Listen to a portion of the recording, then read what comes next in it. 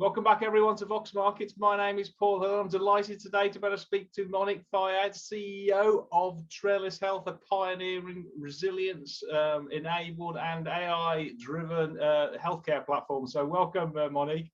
Hi, Paul. Good afternoon.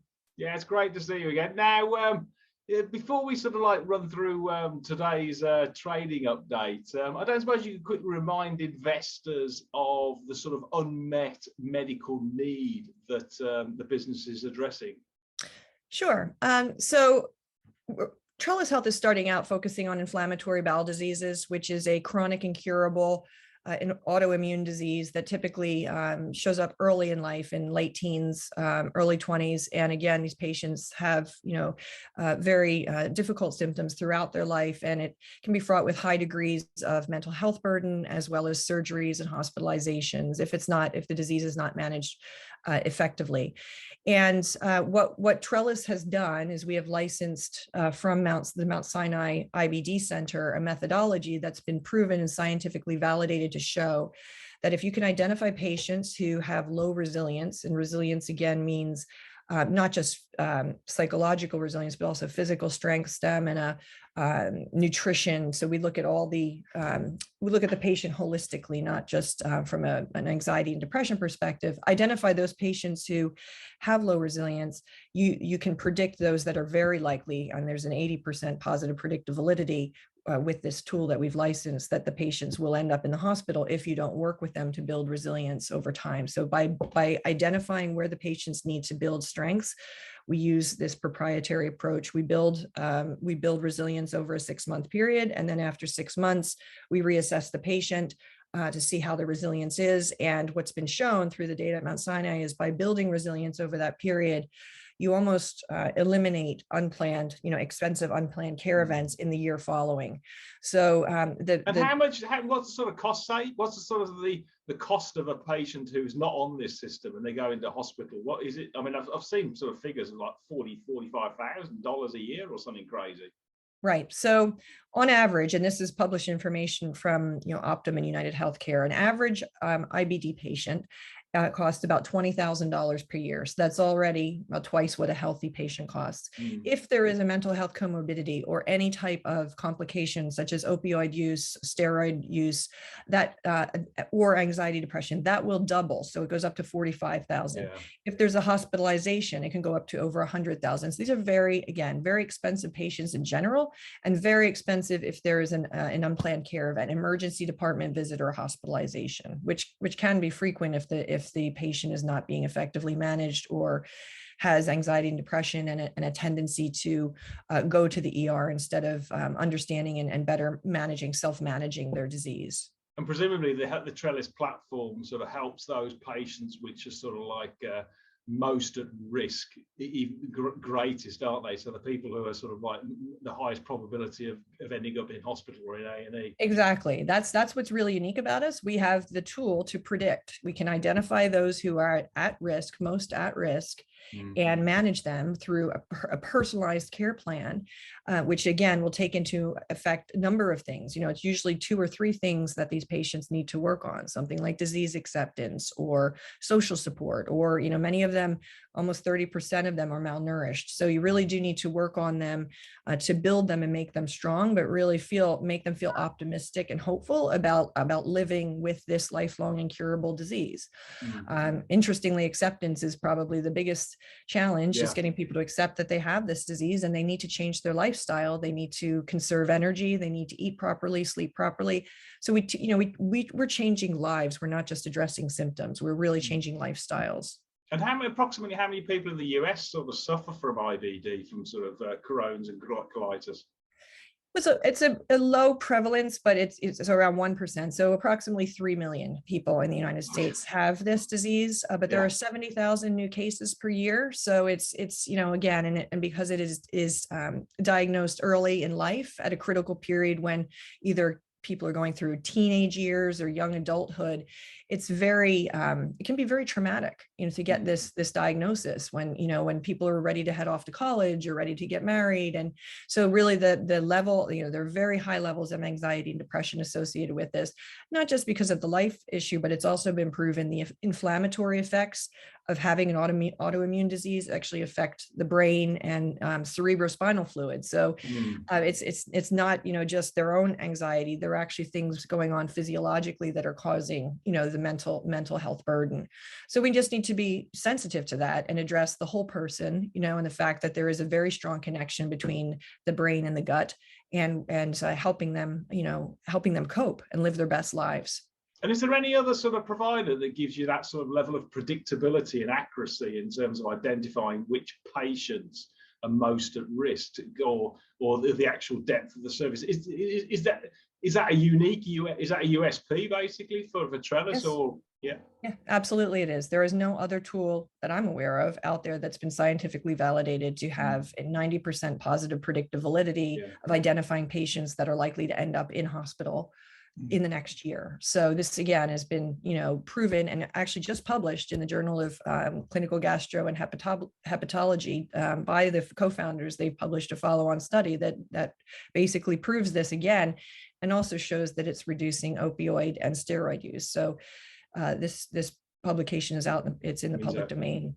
So in that context, with all the benefits and obviously the unmet sort of medical need, and obviously a lot of the treatments out there don't actually fit the say the biologics or the actual sort of like Humira and stuff like that don't actually treat these patients very well, or may not, so 50%. Can you just take us through the sort of commercialization strategy? How are you getting with acceptance in terms of, for customers, but also more, just as importantly, the operational progress that's been made, and obviously the quality of the systems and stuff like that, how you've been progressing?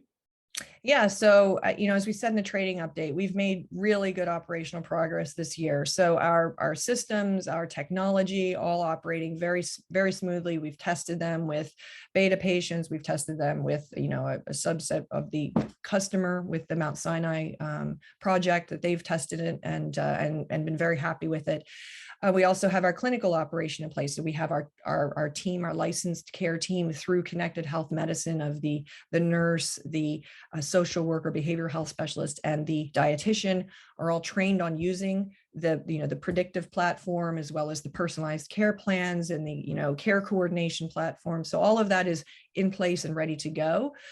And so operationally everything is set. We did have some hiring challenges like everybody else is encountering, because it's just trying to hire good people and get them trained and ready is it's a challenging environment right now. So, but we do have the team in place. We're actually meeting with them tomorrow in New York, the whole team, getting them all ready for the big launch in January, so that all systems are go. It's just taken a little bit longer than we expected, and with COVID, and it's just been a challenging year. So, and from the actual patients, the live patients who have been through the system, are you seeing the sort of both the medical benefits, the patient benefits, alongside obviously the cost savings as well to the clients and to the payers?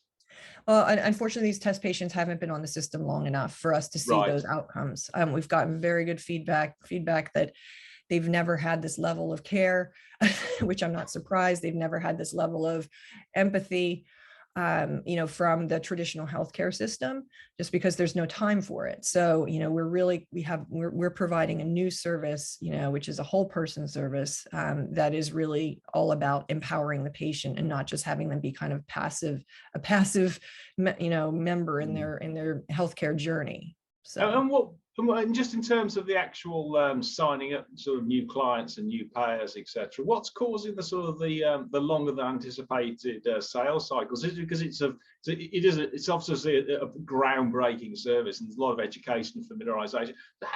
What actually seems to be happening from your experience?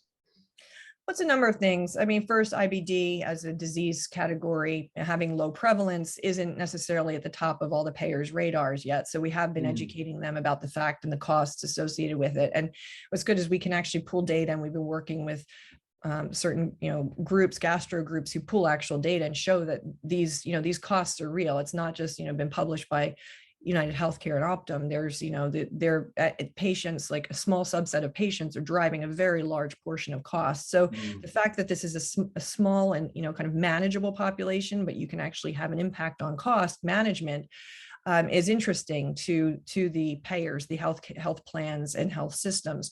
So they are, once we get to the table and we show them the numbers, they are very interested, and they're interested with our the scientific approach, the predictability, because again, that doesn't exist either. And they do see this as, potentially having, being applicable to other chronic conditions, which are broader than IBD. So, getting to the table, educating them about the costs, and then just the contracting cycle. Anything when you're dealing with contracting with health systems and health insurance companies takes a long time, and it's a multi-track process. You're dealing with negotiations at the legal level, you're dealing with an infosec technology review level, and you're also dealing with compliance and accreditation issues. So there's 3 tracks of negotiation and review going on in order to close the contract. And if one of those tracks gets slowed down, it kind of slows the whole thing down. So it's just, it's just the nature of the beast. Anyone who's worked in, healthcare, B2B contracting knows it can be very protracted. And these organizations have also been very distracted with COVID this year as well. So it's just, it's kind of, it's just the reality of the, the environment we're working in. But there are many, as there are several deals that we have that are very far along that will be announced before end of Q1 that we're, excited about. And, just we're hoping to get them in before end of year. And unfortunately, it doesn't look like that's happening. So we're just being honest with the investors about the status and the timing of what's happening. And how big's the pipeline? Is it sort of like pretty sizable? Is it sort of like opportunity set? Yeah, it's very interesting. And I also was able to attend the HLTH conference in Boston a few months ago in October, first live conference in 2 years, which was amazing. And incredible payer interest. They do kind of a matchup, a buyer vendor matchup service. And I, had completely full schedule. Only one of the health plans indicated that we were a little bit too early stage. The other 9 or 10 were very interested in moving forward. So pipeline is robust, and we've just hired 3 new salespeople. So they're going to be ready to hit the ground running Jan 1, they're training now. So they can go running after all these leads instead of just me. Yeah. So. Okay, that's good. And then I presume, just from the interpretation from investors, given it's a sort of like quite involved sort of initial sales cycle, etc. But once you've got a couple of payers on board, particularly if they're significant or well-known names, blue chips, etc., presume that'll put a benchmark for the industry, and that'll make it much easier and much quicker because they've done the due diligence in terms of winning new follow-on business or new business elsewhere, I would have thought, because it becomes a sort of like a default or go-to provider, presumably, a go-to service. Correct. So, and also just even within a payer. So we're dealing primarily now, we're negotiating with either the regional or state payers in New York, New Jersey, and Connecticut, where our team is licensed. But those contracts and our demonstration of outcomes within those contracts helps us sell up to the national level. So when you're dealing at a national level, with these payer accounts, you're talking about tens of millions of lives under management. And by that time as well, from a timing perspective, it will take us a few months or through the next year to have our healthcare network licensed to deliver care in all 50 states. So it's good that we're in New York, New Jersey, and Connecticut, very high density population, higher prevalence of IBD in these areas. So there's no lack of patients, and that's why we're actually, because of the delay with the B2B, we're opening up the doors to more direct to consumer, so we can get the engagement and we can show the outcomes, which again helps us sell into the B2B accounts. So how does the direct to consumer one work? Is it exactly the same sort of like service levels and platform? Is it just effectively you're individually signing up, just individuals rather than actually as a large payer? Correct. Yeah, we're offering the same degree of, personalized evaluation, personalized care plan, and then, access to the team, whatever member of the team they need access to, as well as the platform, of course, and all of our digital education modules around these concepts that we're reviewing with the patients. And we also do the remote patient monitoring of biomarkers and patient reported outcomes. So we're doing all the same degree of service. It's not coming through, an insurance payer. It's coming directly, directly contracting or, paying through the patient. We do expect we're going to see, good uptake, because these patients are, unfortunately, they don't have these services, and they're very interested in, whole person care and mental health support, as well as nutritional support. So we do expect we're going to see, good uptake going direct to consumer. Unfortunately, the price point is lower than B2B on the B2B side on the monthly basis, because patients are more hesitant to pay out of pocket. These patients, unfortunately, are paying a lot out of pocket already for many different things associated with their disease. So adding on another, out of pocket cost is challenging to them. But the nice thing is, again, that because of our association with Connected Health Medicine, the invoices can be submitted for reimbursement through flexible savings accounts, as well as we are working with the actual insurance companies to just submit bills and get reimbursed, just like a traditional healthcare provider would do. So that'll take a few months to get paneled and accredited with the insurance payers on a, basically you have to work on a state by state basis with that as well. But we've got those programs going. So it's there are a number of different ways that we can work with patients to make it affordable for them. Yeah, and I guess actually the direct to consumer model could actually give you some very interesting viral marketing opportunities, because if you get some significant users who basically then want to be ambassadors or endorsers of the actual product, and then you get a lot of free publicity off the back of it, you get demand pull on the payers from those consumers, alongside obviously the service which is being sold in by you guys as well. So you could get a lot of very, very good sort of air coverage, I guess. Yeah, but again, what's important there, Paul, is that we have a very high quality service. We're positioning ourselves as high quality, high touch. We're not just an app. We're not a handoff thing, which is a low quality, low touch, vehicle. We pride ourselves on that level of, level of service, level of professionalism and quality that they just never get really out of the traditional healthcare system. And, it's important to get that right. And that's why we purposefully decided, we were looking at our launch date in Q4. We had originally planned to roll out the operation and start taking in patients in Q4. And as we got into October, we just said, look, we want to make sure we have the best team, the best clinical team, have them all trained, ready to go by Jan 1, because it, as you said, it can be viral, but the viral can also bite you if you don't deliver the best quality service. So we made the purposeful decision to let's do it right, make sure that we're doing, we're coming out with the best quality service we can give for our patients, because we want to build the Trellus brand, and we want that to be, have a very positive, positive image with all of our patients. Well, hopefully we'll see you on the TV on ABC or NBC being interviewed there, Monique, with one of the big national networks in the next 6 months or 12 months, because that would certainly sort of like help matter. So just big picture then, sort of timeline then for the next sort of 12 months then. We've got, so obviously we may have some contract announcements coming up, and then we've got your prelims, but bigger picture in terms of becoming sort of like, just indicatively, how many sort of like paying sort of subscribers do you think you'll get in a year or 2 years or 3 years? So we are working with N1 Singer right now, putting an analyst note together. They are reviewing the numbers, so I can't. There's certain things I just can't comment on until we'll wait for that then, publicly stated. So that note should be coming out this week. Based on the revised forecast and outlook. There will be, as we mentioned in the update, in 2022, more of a focus on DTC just because of the timing of the B2B contracts.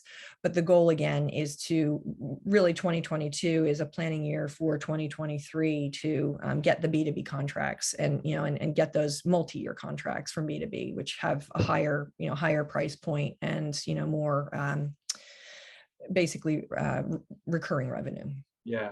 Well, as I say, if you get on telly, they might actually happen a bit sooner than that, but we'll wait and see anyway. No, just sort of like, again, sort of like ultimately, and I remember I asked you about this sort of 6 months ago, and I think Marla was hoping that she was good. Well, basically, I think there was like 1% market share of the US market, which is about sort of like 30,000 patients. She was sort of like quite optimistic of hopefully going to beat that ultimately anyway. Is that sort of still the direction of travel? Is sort of like that sort of size of magnitude of market share, or Yes, higher? we haven't deviated from that. Yeah. We haven't, we're not changing that target. Marla would like us to see 5 to 10% of the market, but I've had to temper her with the realities of what a startup is, and it's good. We work well together in terms of her relationship. She's been tremendous in terms of opening doors in industry and with pharma. So she and Laura Kiefer, the co-founders, are have remained very passionate and involved in the rollout and the commercialization of the program, which is fantastic.